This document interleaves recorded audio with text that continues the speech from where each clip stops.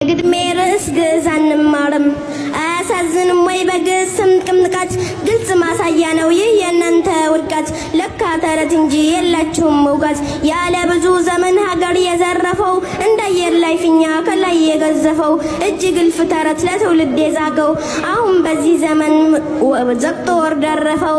የተንኮል አለቃ የሴራ ቀማሪ አንፈልግም ጭራሽ ቄስ አስተማሪ አንፈልግም ጭራሽ ቄስ አስተማሪ ደብተራና ጠንቋይ ቀሲስም ዘማሪ ስልጣን ተገን አርገህ ምንም ብታዘግም ተገደም መጠመቅ ፈጽሞ አንፈልግም። ይሄ ጥጋባችሁ ድሮስ መች ይመቻል አብሮ ለመኗኗር በምለት ለመቻቻል ገደብ ሲተላለፍ ሁሉም ይሰለቻል።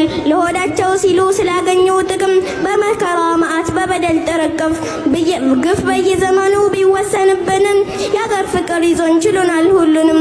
የአስማት አይደለም የግዕዝ ቋንቋ፣ የትብትብ አይደለም የግዕዝ ቋንቋ።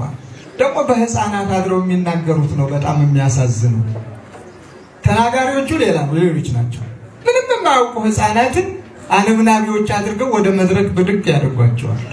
ምንም እኮ የማያውቁትን ነው። በዚያ ይልቅ አሁን ህፃናት ገጥመው ህፃናት ደርሰው ህፃናት የቤተ ክርስቲያኒቷን ታሪክ አውቀው ፍጹም የእንግሊዝኛውን ቋንቋ የአረበኛውንም የሌላውንም ፈረንሳይኛውንም እንደው ሙቶ ተነስቶ የሚማር ትውልድ የራሱን ግዕዝ አልማርም አልቀበልም የሚለውን በልዩ ነገር አቅርበውልናል።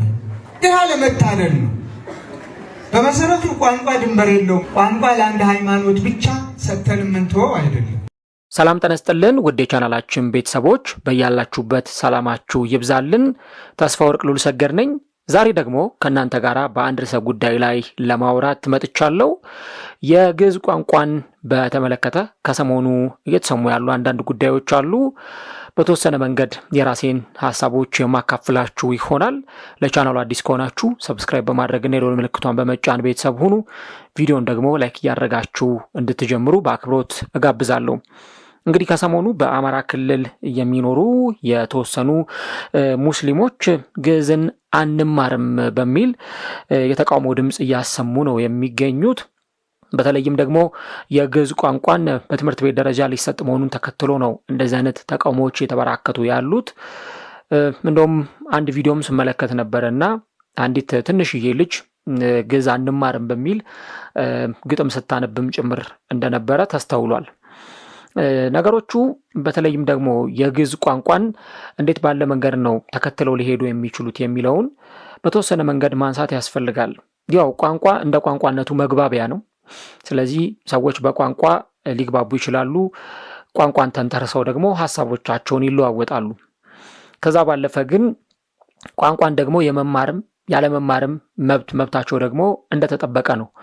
ልክ እንግሊዘኛ ቋንቋን ይጠቅመናል ብለን እንደምንማረው ሁሉ ወይ ደግሞ ሌሎቹ ቋንቋዎችን ይጠቅሙናል ብለን እንደምንማረው ሁሉ በሀገራችን ያለውን የግዕዝ ቋንቋን ብንማር ብዙ ጥቅሞችን ሊሰጠን ይችላል። ለምሳሌ ከስነ መለኮት ጋር እንዲሁ ደግሞ የተለያዩ ሳይንሳዊ የሆኑ ነገሮችን ለመፍታት የግዕዝ ቋንቋን መማሩ ጠቃሚ ነው። በባህር ማዶ የተለያዩ ሀገራት በዩኒቨርሲቲ ደረጃ እንኳን ሳይቀር የግዕዝ ቋንቋን የሚሰጡባቸው የሚያስተምሩባቸው ሁኔታዎች እንዳሉ እናውቃለን።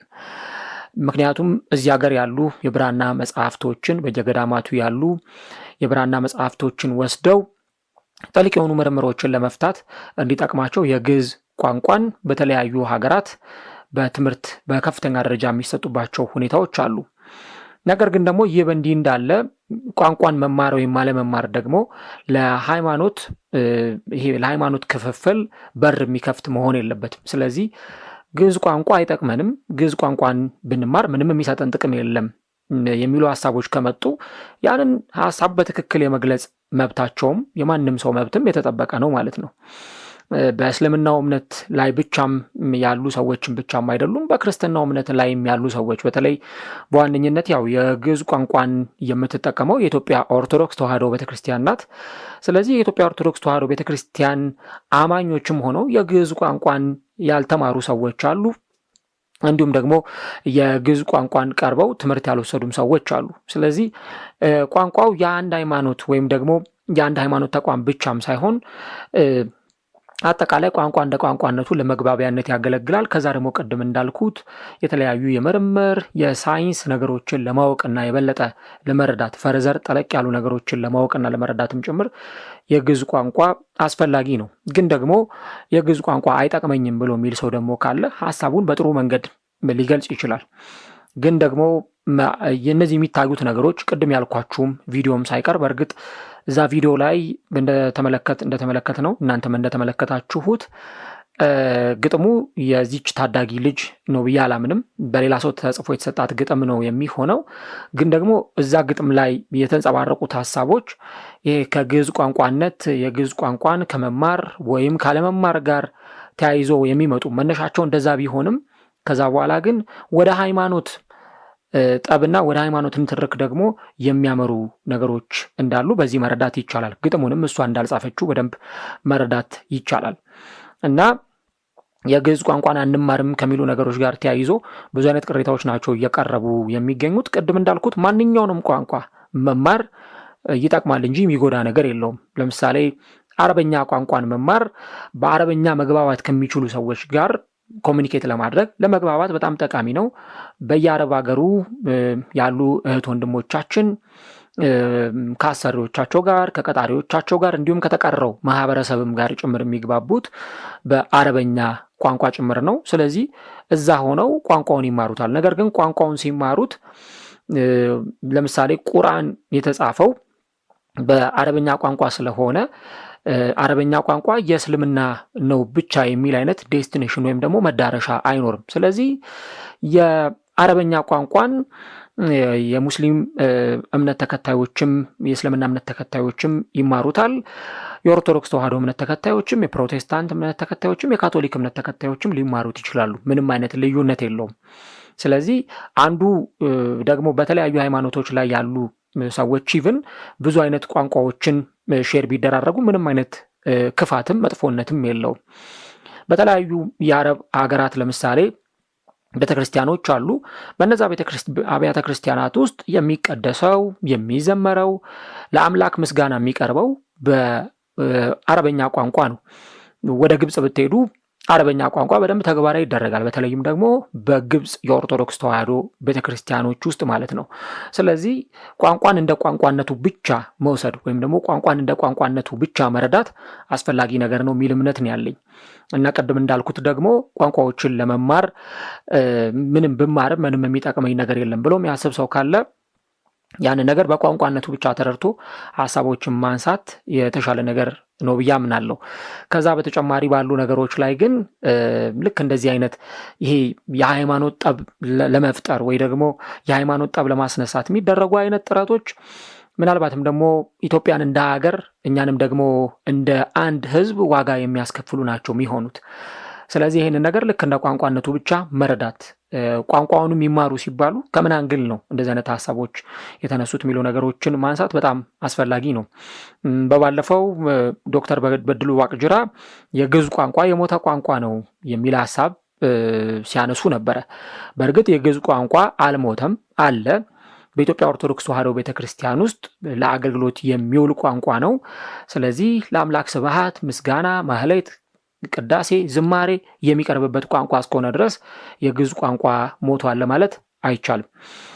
ከዛ ባለፈ ግን ቅድም እንዳልኩት የግዕዝ ቋንቋን ደግሞ በዚህ አይነት ሁኔታዎች መረዳትና በዚህ አይነት አመክንዮዎች መረዳት በጣም አስፈላጊ ነው። ግን እዛ ግጥም ላይም ጭምር ሊተላለፍ የተሞከረው መልእክት ይሄ ከተለያዩ መጥፎ ነገሮች ጋር የግዕዝ ቋንቋን የማገናኘት አይነት ሁኔታዎች ናቸው ያሉት።